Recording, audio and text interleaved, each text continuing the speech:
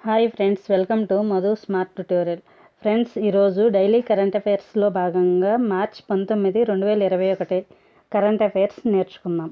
First question: గ్రామీణ internet చందాదారుల్లో Andhra Pradesh ఏ స్థానంలో ఉంది? ఆన్సర్ 3, 4వ స్థానంలో ఉంది. వివరాలు చూస్తే, దేశంలో 2020 నాటికి గ్రామాల్లో 30.2 కోట్లు గ్రామీణ ఇంటర్నెట్ చందాదారులు ఉండగా 4.5 కోట్లతో ఉత్తరప్రదేశ్ మొదటి స్థానంలో, 3.2 కోట్లతో బీహార్ రెండవ స్థానంలో, 2.68 కోట్లతో మహారాష్ట్ర మూడవ స్థానంలో నిలవగా 2.66 కోట్లతో ఆంధ్రప్రదేశ్ 4వ స్థానంలో నిలిచింది. 2020 నాటికి భారత్ నెట్ కార్యక్రమం ద్వారా ఆంధ్రప్రదేశ్లో 1707, తెలంగాణలో 2047 గ్రామ పంచాయతీలకు ఇంటర్నెట్ సౌకర్యం కల్పించినట్లు కూడా తెలిపారు. కేంద్ర ఐటీ శాఖ సహాయ మంత్రి సంజయ్ ధోత్రే ఇటీవల ఇండియన్ సిమెంట్ రివ్యూ పురస్కారం అందుకున్న సంస్థ ఏది? Answer 1, Nagarjuna cement. వివరాల్లోకి వెళ్తే, దేశీయంగా అత్యంత వేగంగా ఎదుగుతున్న సిమెంట్ కంపెనీ స్మాల్ విభాగంలో భాగంగా నాగార్జున సిమెంట్ కంపెనీ ఈ అవార్డు అందుకున్నది. ముంబైలో వర్చువల్గా నిర్వహించిన కార్యక్రమంలో కంపెనీ ఎండి కె రవి ఈ పురస్కారం అందుకున్నారు. 2020-21 ఆర్థిక సంవత్సరంలో దేశీయ విమానాశ్రయ రంగానికి 5,400 కోట్ల మేర నికర నష్టాలు వాటిల్లుతాయని, అలాగే 3,500 కోట్ల వరకు నగదు నష్టాలు తప్పవని ఏ రేటింగ్ ఏజెన్సీ అంచనా వేసింది? Answer 2, Iqra rating agency.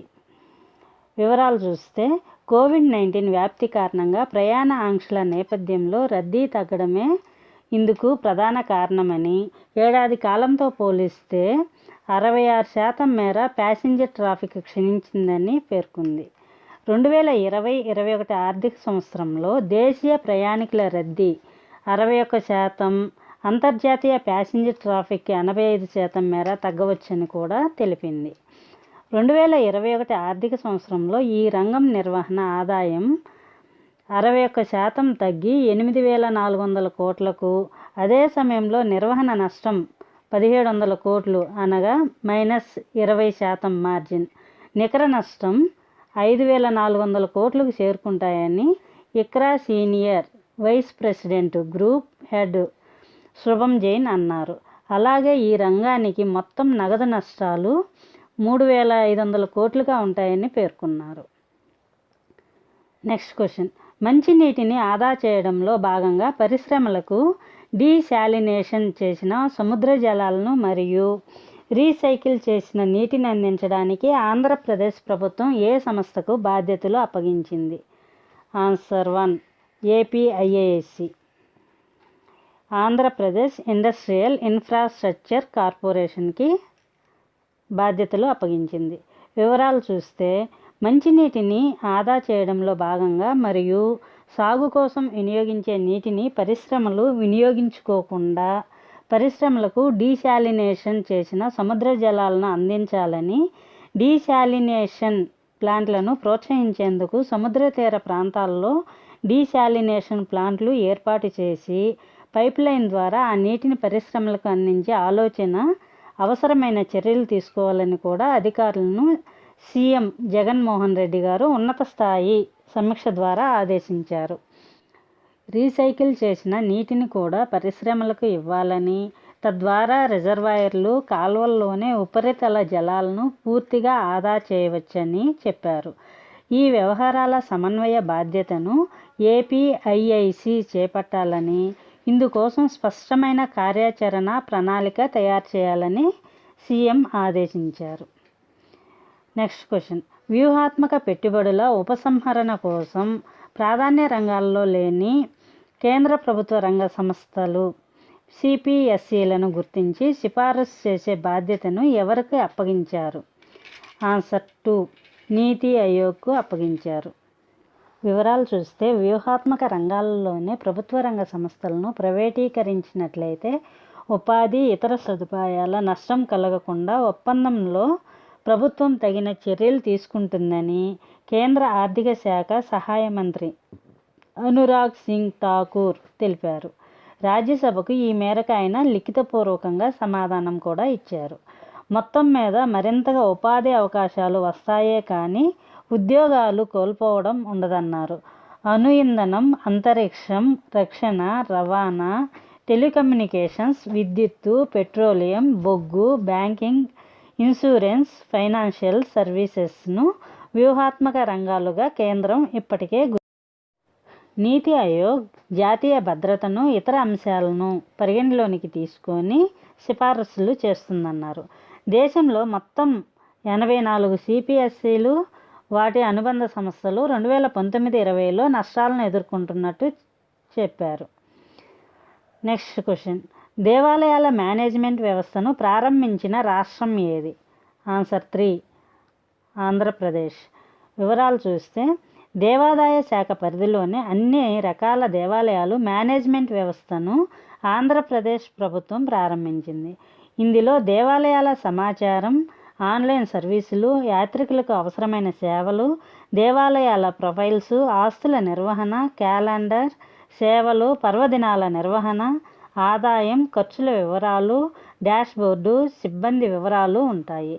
ఈ సందర్భంగా ముఖ్యమంత్రి మాట్లాడుతూ దేవాలయాల్లో అవినీతి లేకుండా చేయడానికి ఈ వ్యవస్థ ఉపయోగపడుతుందని చెప్పారు. ఈ కొత్త విధానం వల్ల భక్తులు ఈ హుండీ ద్వారా కానుకలు సమర్పించవచ్చు. QR కోడ్ ద్వారా కూడా ఈ హుండీకి కానుకలు సమర్పించే అవకాశం ఉంటుంది. ఆన్లైన్ పేమెంట్ వ్యవస్థను యూనియన్ బ్యాంక్ ఆఫ్ ఇండియా నిర్వహిస్తుంది. ఇందులో భాగంగా తొలిసారిగా అన్నవరం దేవాలయంలో ఈ వ్యవస్థ ప్రారంభమైంది. QR కోడ్ను స్కాన్ చేసి అన్నవరం టెంపుల్కు 10,116 ఈ హుండీ ద్వారా యూనియన్ బ్యాంక్ ఆఫ్ ఇండియా సమర్పించింది. ఈ నెలాఖరుకు మరో 10 ప్రధాన దేవాలయాల్లో ఆన్లైన్ పేమెంట్ వ్యవస్థ ప్రారంభమవుతుంది. నెక్స్ట్ క్వశ్చన్, జగనన్న విద్యా కానుక పథకం కింద విద్యార్థుల విద్యాభ్యాసానికి అవసరమైన వస్తువులను కిట్ల రూపంలో అందించేందుకు ప్రభుత్వం 2020-21 విద్యా సంవత్సరంలో 648.10 కోట్లకు పైగా వెచ్చించగా ఈ ఏడాది ఎన్ని కోట్లను మంజూరు చేసింది? ఆన్సర్ 1, 731.30 కోట్లు.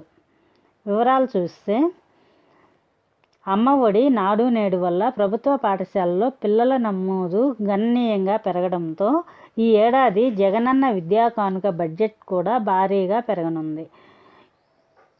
731.30 కోట్లతో ప్రభుత్వం జగనన్న విద్యా కానుక పథకం కింద విద్యార్థుల విద్యాభ్యాసానికి అవసరమైన వస్తువులను కిట్ల రూపంలో అందించేందుకు అధికారులు అన్ని ఏర్పాట్లు చేస్తున్నారు. 1 నుంచి 10 వరకు విద్యార్థులకు అందించే జగనన్న విద్యా కానుక కిట్లలో 3 జతల యూనిఫారం, షూ, 2 జతల సాక్సులు, బెల్టు, స్కూల్ బ్యాగు, పాఠ్యపుస్తకాలు, వర్క్బుక్లు, నోట్బుక్లతో పాటు ఈసారి అదనంగా ఇంగ్లీష్, తెలుగు డిక్షనరీని అందించనున్నారు. ప్రభుత్వ పాఠశాలల్లో ఆంగ్ల మాధ్యమం ప్రవేశపెట్టిన నేపథ్యంలో జగనన్న విద్యా కానుకలో ఈ ఏడాది కొత్తగా డిక్షనరీని చేర్చారు. ఫ్రెండ్స్, కొన్ని ముఖ్యమైన బిట్స్ నేర్చుకుందాం. ప్రపంచ ఫుట్బాల్ చరిత్రలో అత్యధిక గోల్స్ చేసిన ప్లేయర్గా ఎవరు రికార్డు సృష్టించారు? Answer, Portugal star Cristiano Ronaldo. Britain ప్రధాని బోరిస్ జాన్సన్ భారత్ పర్యటనకు ఎప్పుడు రానున్నట్టు బ్రిటన్ ప్రధాని కార్యాలయం తెలిపింది? ఆన్సర్, ఏప్రిల్ చివరి వారంలో రానున్నట్లు ప్రధాని కార్యాలయం తెలిపింది. ప్రపంచంలోనే అతిపెద్దదైన 182 అడుగుల సర్దార్ వల్లభాయ్ పటేల్ విగ్రహాన్ని 2018 అక్టోబర్ 31న ప్రధాని నరేంద్ర మోదీ ఆవిష్కరించారు. అయితే ఇప్పటి వరకు ఎంతమంది పర్యాటకులు సందర్శించారు? ఆన్సర్, 50 లక్షల మందికి పైగా సందర్శించారు. ఇటీవల పరిశోధన, అభివృద్ధిపై పెట్టుబడులు చేసేందుకే వ్యయాలను తగ్గించుకోవడంలో భాగంగా ఏ సంస్థ 10,000 మంది సిబ్బందిని తొలగించనున్నట్టు ప్రకటించింది? ఆన్సర్, వైర్లెస్ నెట్వర్క్ రంగంలో ఉన్న నోకియా సంస్థ. ఆంధ్రప్రదేశ్లో 1 నుంచి 8వ తరగతి వరకు CBSE విద్యా విధానాన్ని ఎప్పటి నుండి ప్రారంభించనున్నారు? ఆన్సర్, 2021-22 విద్యా సంవత్సరం నుంచి. Thank you for watching this video. Thank you friends. ఈ వీడియో మీకు నచ్చినట్లయితే లైక్ చేసి మీ ఫ్రెండ్స్కి తప్పకుండా షేర్ చేయండి.